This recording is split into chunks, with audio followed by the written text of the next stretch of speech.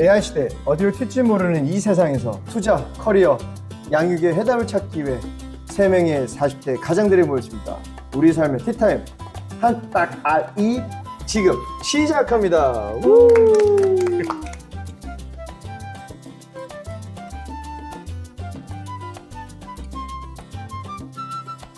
꼭 그렇게 해야 돼요. 이제 한따까리라고 합시다. 한딱 알이 안녕하세요. 김막스입니다. 오공입니다. 정대만입니다. 반갑습니다. 우리 우공 선생님 이름 바꿔야지. 그만해. 안녕하세요. 세벤입니다. 그만해. 야, 우리 청취자분들이 네. 지금 DM이 엄청 오고 있어요. 아, 그 세배 비법이 뭐냐. 그렇죠. 나도 세배 보고 싶다. 이렇게 해서 그래서 리딩방 내가 하나 세배가 아니야. 아니 리딩방을 만들어 달라는 얘기도 있고요. 아니 열풍입니다 지금. 이거 감당할 수가 없어요. 네, 감당할 수 없고. 그래서 왠지 그렇다. 회사가 특정될 것 같기도 하고. 야, 대단하다라는 걸 생각해요. 오늘 사실은 되게 중요한 세션이에요. 오늘 방송이요. 왜냐하면 이제 조만간 우리 아마 이게 방송이 나갈 때쯤에 우리 정대만님 책이 나올까요? 그럴 수 있죠. 그럴 수 있죠. 네. 그럴 수 있죠. 그 시점에 나올 수 있을 것 같은데 그 책에서 이제 가장 첫 번째 1번이 누구였죠? 바로 힌트. 제프리 힌튼 교수님. 그리고 제프리 힌튼 교수님의 친구라고 하기엔 좀 그렇잖아요, 사실은. 그 두 분이. 연배는 서튼 교수님이 조금 더 어립니다. 서튼 교수도 어려요? 네. 그러겠지. 네. 네. 근데 이제 오늘 저희가 이 세션 하게 된 이유가 뭐냐면 힌튼 교수와 서튼 교수의 AI에 대한 관점이잖아요. 그렇죠. 그러니까 힌튼 교수는 유튜브도 지금 팟캐스트 나오면서 이 AI가 인류에게 심각한 위협이 될 수 있다고 얘기해 통제 불가능해질 거다 이야기하고 계시는 거고, 그리고 서튼 교수는 정반대에서 과장된 거다. 이게 인간 행동이 오히려 우리 행동이 더 큰 위험을 초래한다고 하는데, 결국에는 오늘 세션은 좀 특히나 정대만님의 좀 인사이트를 들으면서 앞으로 직장인들 그리고 투자 관점에서 양육 관점에서 어떤 식으로 좀 해답을 찾기보다는 좀 큰 퀘스천들을 좀 만들어 볼 필요는 있는 것 같아요. 그래서 제가 간략하게 좀 설명을 드리면, 여러분 참고로 우리 대만님의 책 나오시면 그 책이 정말 잘 돼 있으니까 제가 우선 약식으로 설명을 드리겠습니다. 제프리 힌튼 교수는 사실은 Godfather of AI라는 질문을 계시고, 사실은 신경망, 딥러닝 분야에 엄청난 지대의 영향을 미쳐줬던 분인 거고요. 가장 이제 유명했던 결국에는 2012년도에 알렉스넷, 이미지넷의 대성공으로 해서 그때 일리아 수스케버가 이제 본인의 제자로서 전 세계 AI 연구자의 주목을 받으셨고. 그때 중요했던 게 우리가 그 GPU의 존재를 왜 그때 몰랐을까. 그러니까. 근데 진짜 되게 좋은 우공 선생님께서, 죄송합니다. 세배님께서 되게 좋은 말씀 하셨던 게, 그만하자. 그만할까? 이렇게 알았어요. 미안해요. 또 정색하시네요. 우공 선생님. 죄송합니다. 사과드리고. 이게 왜 얘기를 하는 거냐면, 결국엔 저는 우리가 이런 이야기를 들으면서 투자에 대한 아이디어를 찾아보는 것도 되게 중요하다고 생각해요. 분명히 우리가 이야기하다 보면은, 저번 세션이었나요? 우리가 메모리 얘기했던 게 분명히 그런 것들이 나오고, 한번 좀 더 스터디해보고 나오는 부분이 있으면 우리 팟캐스트의 구독자 여러분께 좀 공유드리고. 하지만 투자는 여러분의 선택이라는 거, 우리는. 제가 봤을 때는 저희가 우리 퇴직연금 얘기보다 이런 흐름에서 이미지넷이 나왔을 때 왜 이미지넷이 여태까지 못했던 그런 벤치마크를 됐었을까? 어떤 하드웨어, 어떤 서비스, 어떤 소프트웨어가 그런 것들을 가능하게 됐지? 를 보고 그런 지점들을 찍어주는 게 대충 열한 투자하거나 하는 것보다 더 나은 인사이트가 될 것 같아. 그렇게 말씀하시면 제가 막 떠오르는 사례가 하나 있네요. 오늘 이제 주제랑 상관이 없어서 짧게 말씀드리고 싶은데, 얼마 전에 일론 머스크 XAI에서 그록4가 나왔잖아요. 한 달 전쯤이죠, 아마. 그게 네네네. 네. 근데 그록4가 지금 우공 선생님께서 말씀해 주신 게 굉장히 좋은 투자 전략일 수 있다고 생각이 드는 게, 벤치마크 기반 투자거든요. 어떤 벤치마크를 누군가가 깼다. 그걸 기준으로 해서 그 회사에 베팅한다라고 생각하면 되는 거잖아요. 그러니까 예를 들면 이미지넷 대회에서 우승한 알렉스넷, 또는 단백질 폴딩 예측 대회에서 우승한 알파폴드. 알파폴드를 보면은 이제 알파벳을 사야 되는 것처럼. 그렇죠. 그러면은 지금 세상은 사실은 뭔가 AI의 도장 깨기 시대라고 부를 수 있을 만큼 모든 벤치마크들이 모델이 나올 때마다 다 깨지고 있어요. 그래서 새로운 벤치마크가 부족해요. 근데 유일하게 거의 AI가 되게 고난을 겪는 벤치마크 중에 하나가 아크 AGI라는 벤치마크거든요. 그거는 이제 또 제가 그 책에서도 쓰긴 했는데 프랑스와 숄레라는 사람이 만든 벤치마크예요. 그래서 그게 아크 대회가 24년에도 있었고 25년에도 있었는데 10만 불? 100만 불. 100만 불? 100만 불 상금을 걸고 근데 그 100만 불 다 받기가 쉽지 않더라고요. 근데 어쨌든 아크 대회에서 지금 LLM 사상 최고점을 득점했습니다. 그록4가. 오. 자. 테슬라? 그록4니까 테슬라. XAI고 XAI가 X를 샀죠. 그리고 XAI가 테슬라랑 흡수될 수도 있지만 일단 현재 상태는 비상장이니까 뭐 미국에 있는 계좌를 동원해서 비상장으로 XAI를 살 수도 있겠죠. 그런 식으로 지금 어떤 벤치마크 기반 투자라고 하면은 정말 어려운 벤치마크를 누군가가 깼을 때 그거의 뉴스에 반응해서 뭔가 산다라고 하면은 그런 것도 연결을 해보면은 XAI라는 투자 대상이 식별은 되는 것 같습니다. 이제 대만님이 되게 끌탕을 했던 게 있었잖아. 일론 머스크가 나와가지고 트랜스포머가 중요하다. 맞아요. 아, 그 얘기를 또 하시는군요.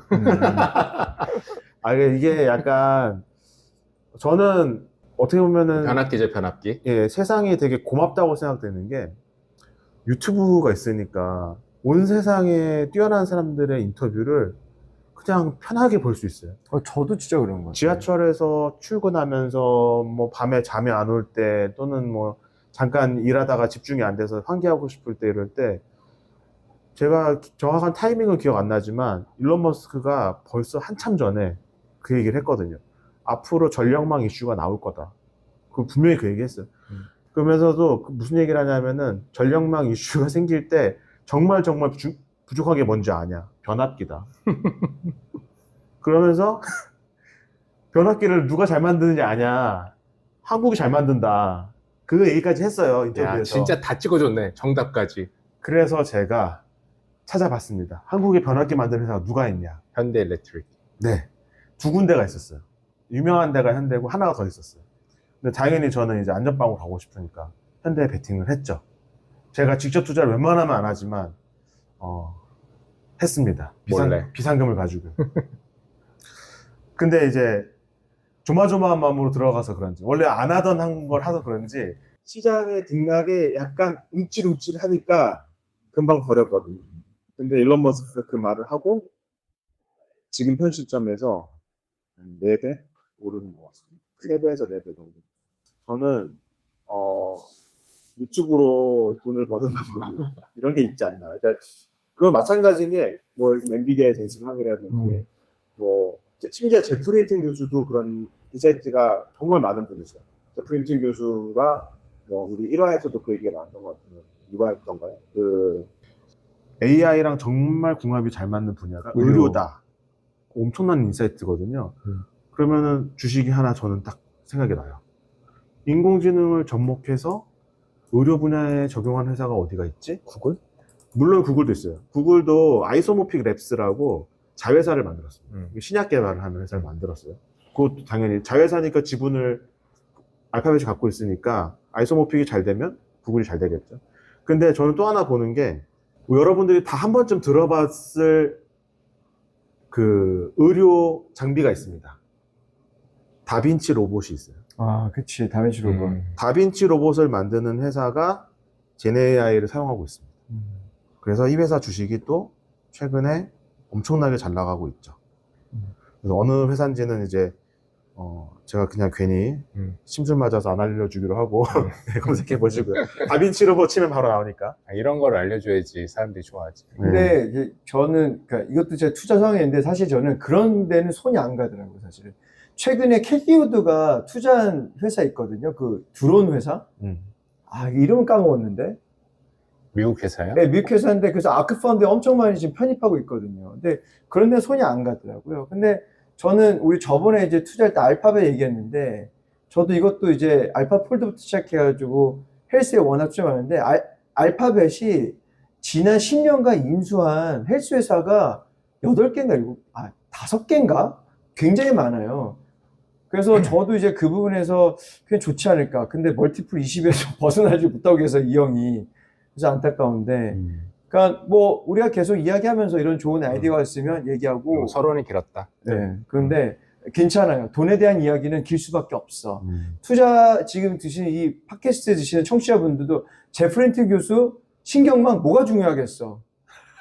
신경망이 아니 중요했다니까. 그때 이미지넷 가지고 벤치마크 뚫었을 때 그때 뭐로 바뀐 거지? 그게 중요한 거지. GPU를 썼구나. 그게 중요한 어디 거? 거지. 엔비디아. 거. 그때 얼마였을까요? 그때 10불도 안 되지 않았을까? 그렇죠. 그렇죠. 10분 안 되죠. 네. 네. 근데 우리가 또 위안을 삼을 수 있는 거는 손정희 씨도 그때는 몰랐다. 그렇죠. 울더라고. 울었잖아요. 그거 나왔을 때. 진짜 제일 웃겼어. 껴안고. 네. 근데 그 마음이 절절하게 느껴지더라고. 네. 그래서 그 사실은 알렉스넷 이후에 그 DN 리서치였나요? DNA 리서치가 DNA 리서치. 구글에 인수되면서 이제 구글 브랜이 있다가 사실 최근까지 구글에 계시다가 더 이상 있다가는 뭐 이제 좀 이런 안전에 우려는 얘기를 하기가 좀 꺼려지니까 나오셨다 뭐 이런 그렇죠. 기사를 듣기도 했고 영국 출생이지만 이제 캐나다 시민권을 갖고 이제 살아가시고 사실은 너무나도 많은 영향을 미친 거잖아요. 그 얘기 자세한 얘기는 대만님 통해서 듣도록 하고요. 서튼 교수는 이제 우리가 제일 잘 아는 강화학습의 선구주자이시죠. 그래서 그렇죠.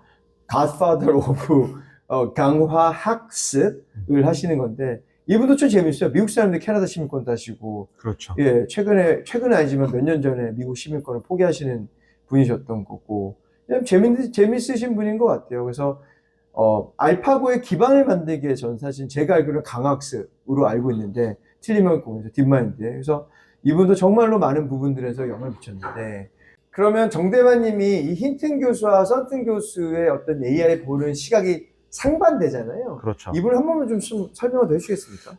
네. 힌튼 교수님은 아무래도 이제 노벨 물리학상도 받고 대단해. AI 업계에서는 뭐 거의 뭐 예수님이죠. 뭐 거의 이제 승천하셔야 되나?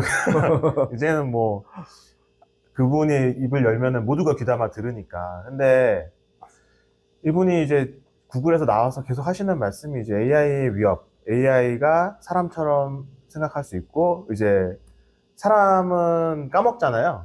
당장 뭐 어제 점심 뭐 먹었는지도 사실 생각이 안 날 때도 많은데 AI는 이제 까먹는 일이 없으니까 계속 누적해서 좋아지기만 할 건데 어느 시점에선가는 분명히 인간의 능력을 뛰어넘는다. 인간의 능력을 뛰어넘은 AI가 어떻게 인간의 통제를 벗어나서 인간을 위협할 수 있다라는 거에 대해서 굉장히 많은 얘기를 하세요. 그래서 저도 일견 그 말이 굉장히 일리 있다고 생각을 하고 그런 방향에서 같이 등장하는 용어가 초정렬이에요. 초정렬.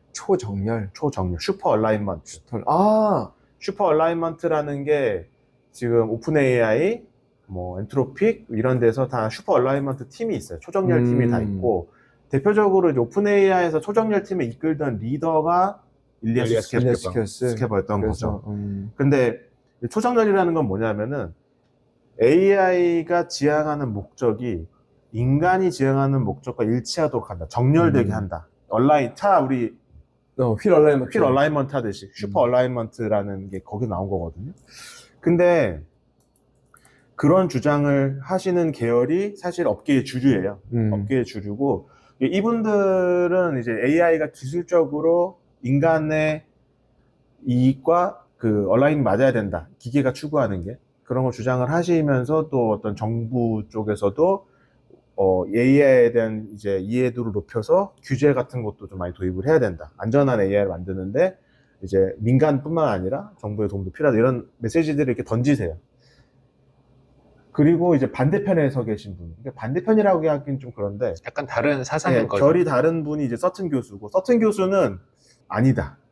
우리는 지금 초정렬을 걱정할 정도의 AI를 다루고 있지 않다. 일단 지금 AI는 지능을 흉내내는 어떤 흉내쟁이에 불과하지 AI가 정말 인류 문명을 지금 뒤흔들 만한 어떤 위협으로 전혀 판단되지 않는다. 일단은 위협에 대한 감각이 다른 것 같아요. 일단 그리고 이제 저는 요 얘기를 들으면서 듣는 비유가 뭐냐면은 여러분들이 잠을 자는데 침대 밑에 귀신이 있는 거랑 사람이 있는 거랑 귀신도 무서운데. 귀신이 무서워요?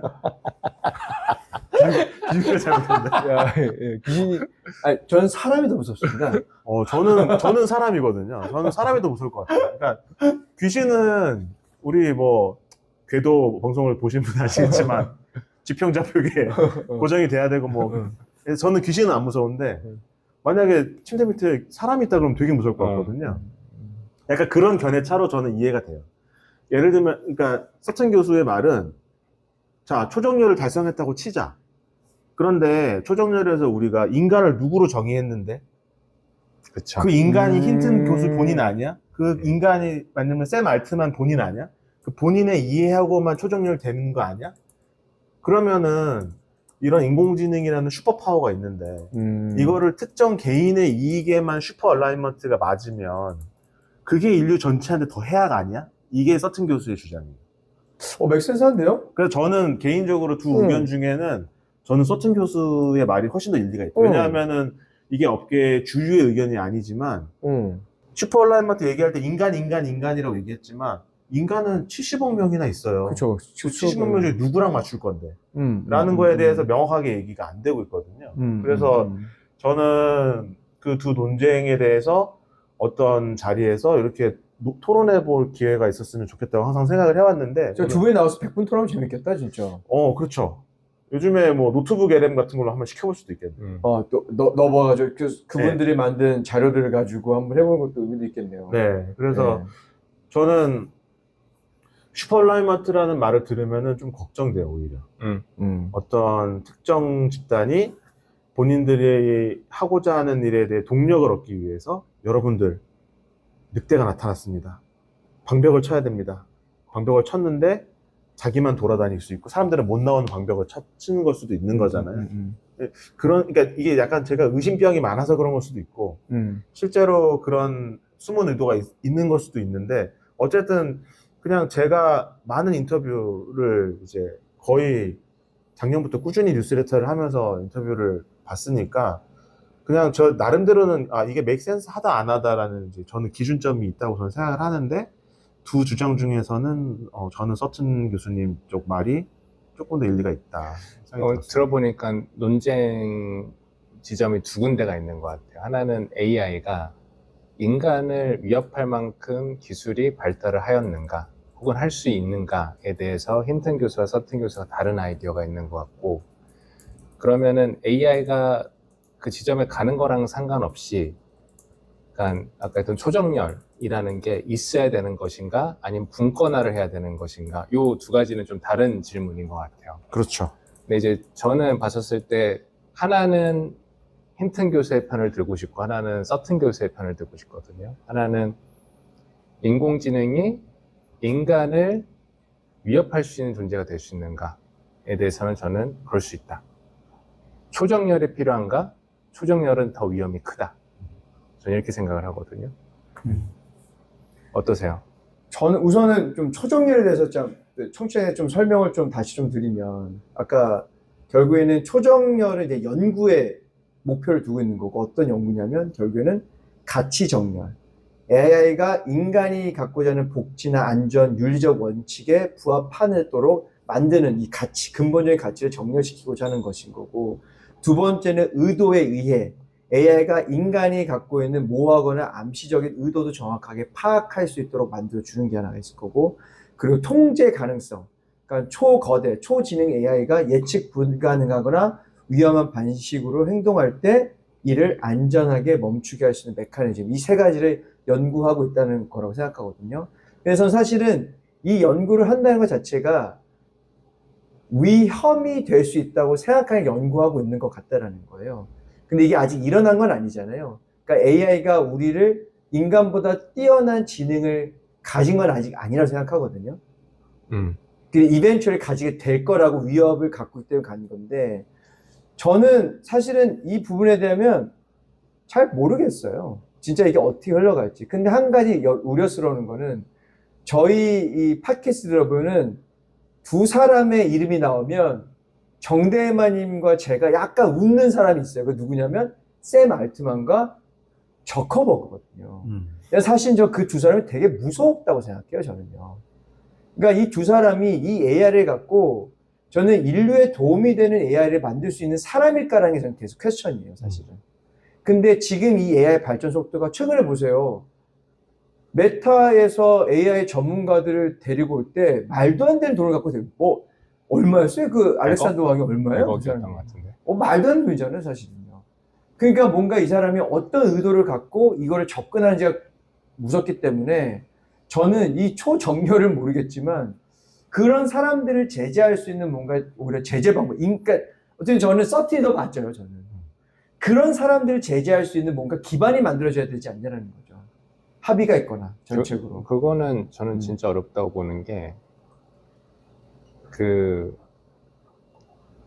그러니까 이게 어떻게 보면 전 인류적인, 전 지구적인 가치를 가지고 가야 되는데 문제는 예전에는 그런 흉내라도 됐었다는 거지. 전 인류적인 주제에 대해서 우리가 모여서 우리 맞아. 파리 협약이라든지. 맞아. 지구 온난화가 예, 위험해. 예, 예, 예.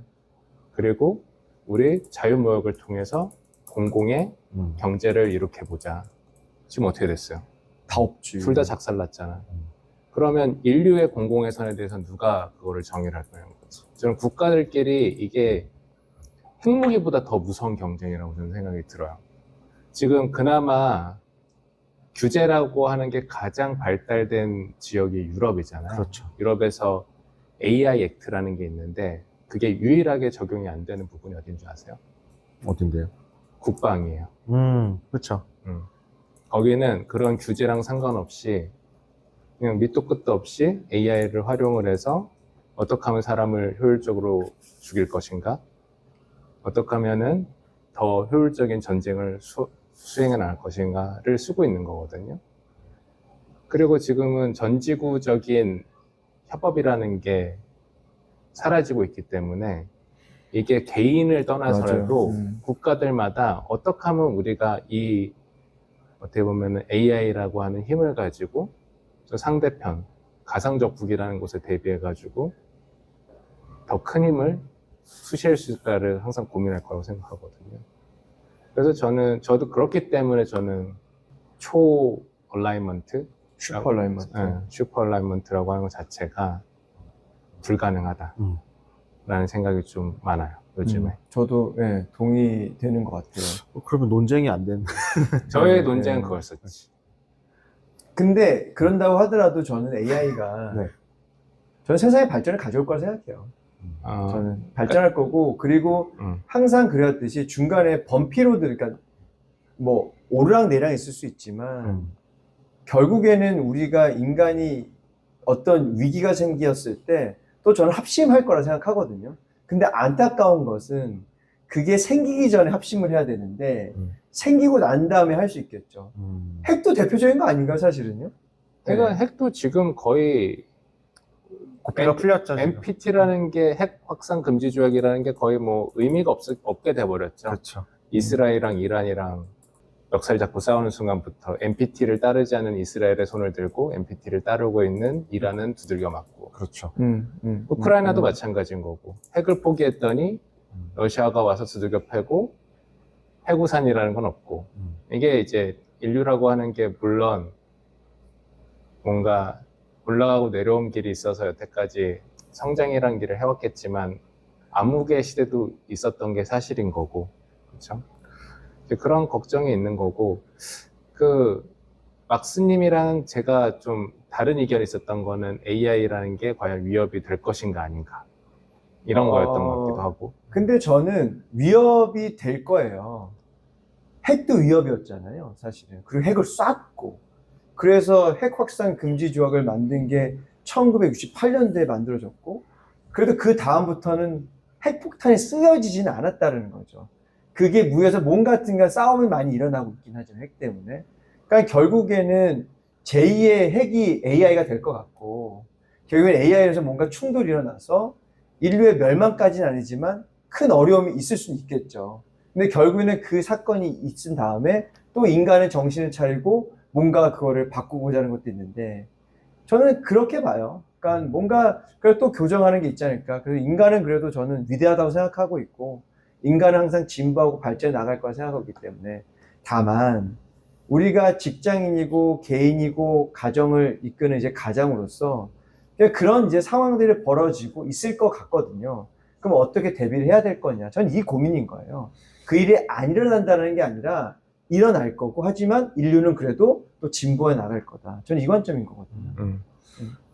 저는 이제 이거는 일각에서 이제 제기되는 그 의혹이긴 한데 틱톡에 대해서 중국 업체 틱톡에 대해서 이거는 거대한 어떤 소셜 엔지니어링 플랫폼이다라고 이제 의문을 제기하는 미국 사람들이 있어요. 그러니까 왜냐하면은 저는 틱톡을 안 해서 모르지만 틱톡을 하게 되면 미국 사람들이 뭔가 미국에 대해서 되게 얕보게 되는 그러니까 애국심이 손상되는 그런 효과가 있었다라고 주장을 하더라고요.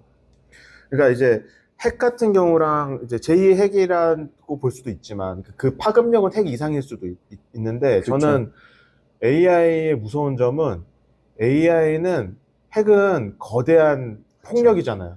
약간 전술적인 것들이 가능한 거지. 그러니까 눈에 보이는 거대한 폭력이에요. 사람들을 수만 명을 한 번에 희생시키는. AI는 그렇게 폭력적으로 접근하는 게 아니라 은근히 무지무식한. 가랑비에 옷 젖듯이 내가 지금 당하고 있는 줄도 모르게 유튜브 알고리즘처럼 나는 그냥 뭐 살해당하는. 어느 자리에서 대화를 나눴을 뿐인데 갑자기 내 유튜브 피드에는 막 그게 막 보이고 그게 내 행동에 영향을 미치고 내가 그 영상을 보고 뭐 투표할 때 A를 찍을 거였는데 B를 찍게 되고 이런 식으로 되게 교묘하게 안 보이는 식으로 내 삶을 바꿔나가서 그게 위협이 될 것 같더라고요. 그런 차원에서 AI가 위협이 됐을 때는 사람이 대응하기는 굉장히 힘들 거다. 그리고 AI는 기억력이 좋고 수명이 없기 때문에 어떤 목표를 달성하기 위해서 100년이 걸려서 달성할 수도 있어요. 그러니까 대표적으로 일론 머스크가 주로 그 얘기를 하는데 만약에 AI가 꽂혀가지고 인종차별 없는 세상을 만들겠다라고 딱 목표를 정했다고 했을 때 AI가 인종별로 동일한 수만 남기고 다 죽여버려도 인종차별이 없어지는 거거든요.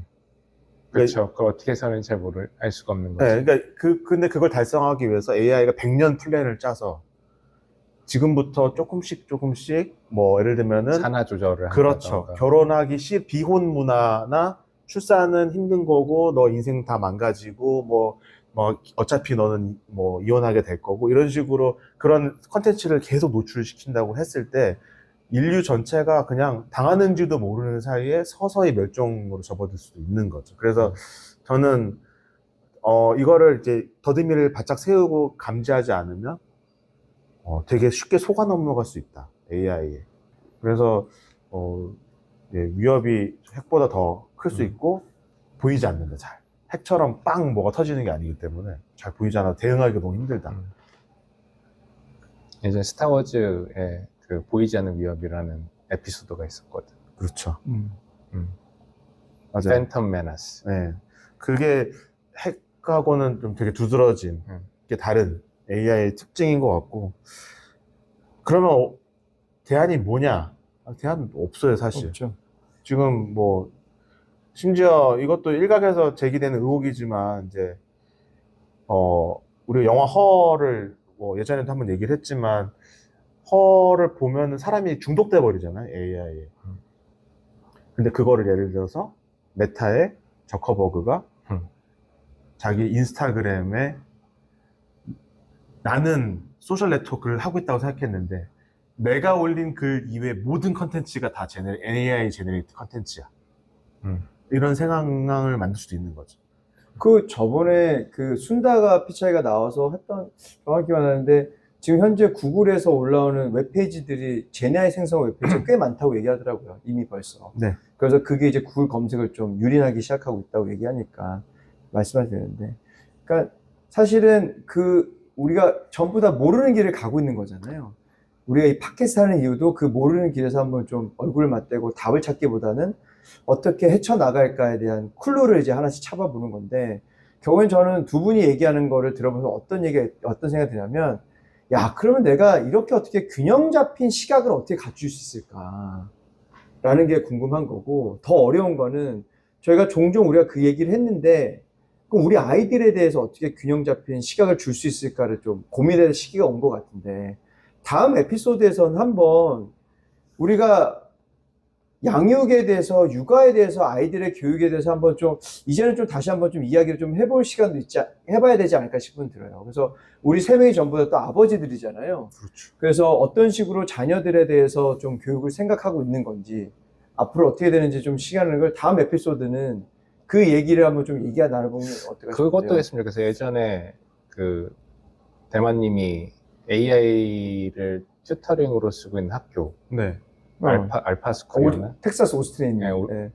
그 얘기 저 되게 너무 흥미롭게 봤어요. 저도 그 얘기한 다음에 그 유튜브로 뉴스를 10개를 봤어요. 깜짝 놀랐어요. 저는 진짜로. 우리 애 거기로 보내고 싶다는 그거 생각이 되게 많이. 근데 한 번만 하면 안 되나, 이거 진짜? 부탁할게. 한 번만 할게, 나. 뭘요? 세배님은 갈 수 있지. 거기가 1년에 4만 불이야. 아니면은 거기 컨택해서 정식 라이센스 수입해서 한국에서 하면 되죠. 한국에서 해도 난 괜찮을 것 같아. 대만, 우리 대만님은 얘기하지 않았나요? 아, 대만님의 꿈이 학교야, 또. 응. 네. 아니 대만이 되게 그렇구나. 괜찮지 않아요? 그럼요. 그게 되게 두 가지가 매우 필수적인 여러 요소들이 저는 굉장히 긍정적으로 묻어있다고 생각이 들었거든요. 그렇죠. 다음에 그 얘기를 좀 해봤으면 좋겠어. 네. 저는 기본적으로 우리나라 교육 시스템이 상당히 많이 바뀌어야 된다. 네. 예전에 우리 막스님이 대학을 굳이 20살 때 가야 될 필요가 있냐? 저는 그것도 바꿔야 된다고 생각을 해요. 그래서 그러면 다음은 뭐 내가 봤을 때 느낌이 한 편에서 끝나지 않을 것 같아. 육아에 관련돼 가지고 한번 우리가 지금 떠오르고 있는 그 교육 형태들, 예를 들면 알파 스쿨이 됐던, 아니면 뭐 한국에도 있을지 뭐 없을 것 같은 생각이 드는데, 한번 그 부분을 좀 저도 한번 다음 에피소드 찾아와 가지고 육아에 대해서 어떻게 육아를 하고 계신지, 대만님은 또 우공님은 어떻게 하고 계신지, 저는 어떻게 하는지도 얘기하면서 이건 약간 퇴직연금 분위기 나온 것 같은데. 한번 들어보죠. 그 요즘에 제가 느끼는 거는 한국은 거의 미국이랑 거의 같이 가는 것 같아요. 그러니까 속도가 미국에서 뭐가 나오면 한국 분들 이미 다 알고 계시더라고요. 다른 분들은. 그래서 아마 이미 그 나오겠다? 움직임이 알파스쿨 있을 것 같고. 보내고 싶어요. 네. 한번 얘기 나눠보시죠. 그래서 네. 다음엔 육아, 그 알파 스쿨 포함해가지고 우리 아이들 어떻게 하지? 왜냐 이거 제가 우리 지금 엄청난 인기가 많잖아요. 저희 팟캐스트가. 네, 엄청 인기가 많은데. 몇 명인데요? 예? 20명 됐어요? 아, 지금 사실은 지금 숫자를 말씀드리면 청취자들도 놀라시기 때문에 제가 팟빵에 보이는. 보여요? 팟빵에 그거 가리고 승리도 가리고 보이는. 네. 그래서 근데 사실은 제 지인이 그 얘기를 했거든요. 육아를 꼭 다뤄주면 좋겠다. 맞아요. 아이를 어떻게 해야 되냐. 그래서 사실은 그 칸이 쓴 나는 저희는 AI를 틀렸죠. 공부한다. 끝난 거죠. 다음 세대가 다음 중요해요. 세대 중요하죠. 그래서 그렇게 하는 걸로 하고, 오늘 결국에는 논쟁을 좀 정리해 볼 필요가 있을 것 같아요. 그쵸. 어쨌든 저는 굉장히 흥미로운 논쟁이라 생각했고, 약간 사람이 좀 약자를 응원하게 되는 그 마음이 있잖아요. 언더독. 예, 언더독을 응원하게 되는 게 있어서 그랬는지는 모르겠는데, 어쨌든 저는 이제 힌튼 교수의 어떤 초정렬이 필요하다라는 이런 의견, AI의 위협에 대비를 해야 된다는 의견과 서튼 교수의 그 일견 맞아 보이지만 그거를 악용해서 자기의 이익을 위해서 하는 사람이 더 위험하다. 제가 뭐 아까 뭐 귀신 사람 얘기를 했지만 그리고 사람이 더 무섭죠. 저랑 공감대가 별로 아니야, 생각이 안 사람이 돼서. 무서워요. 네, 네. 저는 사람이 더 무섭다는 쪽이긴 한데, 예, 좀 정리를 해보자면 AI의 위협은 분명하다. 제가 볼 때는. 근데 그 예로 들었던 핵하고는 다르게 이제 서서히 다가올 거고, 이 전 세계도 미국이 1국 체제라고 얘기한 이 세계도 미국이 혼자 맘대로 다 못한다. 못하죠. 결국에는 힘의 균형이 만들어지고 다자간 구조에서 우리가 서로 협상하고 줄 거 주고 받을 거 받으면서 네고시에이션 하면서 사는 게 세상이다. 근데 만약에 인공지능이 그렇게 뛰어나지면 인공지능이 그걸 모르겠냐. 세계 정복을 하려고 하겠냐. 그 번거로운 걸. 오히려 다자간 구조에서 서로 윈윈하는 구조를 찾는 인공지능이 나올 거라고 보는 게 더 가능성이 높다라고 서튼 교수님이 말씀하시더라고요. 그래서 제가 어떤 세상이 앞으로 어떻게 흘러갈 건지에 대해서는 웬만하면 힌튼 교수님의 비전을 그냥 아예 묻지도 따지지도 않고 약간 추종하는 편인데, 요 건에 있어서, 초정렬 건에 있어서만큼은 저는 서튼 교수님의 의견에 그래도 뭐 저랑 완전히 동의하진 않으시더라도 한번 저런 생각도 가능하구나 라는 부분을 좀 생각을 해보셨으면 좋겠습니다. 네, 두 분이 정말 죄송한데 제가 오늘 세션 할 때 집중이 잘 안 됐어요. 왜냐면 머릿속에 한 가지 생각이 지워지지가 않아요. 어떤 얘기냐면 지금 위험을 얘기하고 위협을 얘기하잖아요. 그럼 그 말은 어떤 거냐면 제가 해석을 한다고 하면 뭔가 AI가 AI 에이전트가 됐던 에이전트가 AI가 됐던 되게 활발하게 뭔가 일어나는 거야 진짜로. 우리 삶에 있어서. 그 제 머릿속에는 AWS밖에 생각이 안 나는 거예요. 야, 그럼 컴퓨팅이 엄청 많이 필요하겠구나 진짜. 뭔가 인프라는 게 굉장히 많이 필요하겠구나. 뭔가 진짜 AI에 대한 솔루션이 됐다 이런 회사들이 정말 더 많이 성장하긴 하겠구나. 그래서 돌아가면 좀 더 담아야 되나 이거를? 어떻게 될까? 저는 이 생각이 들어요.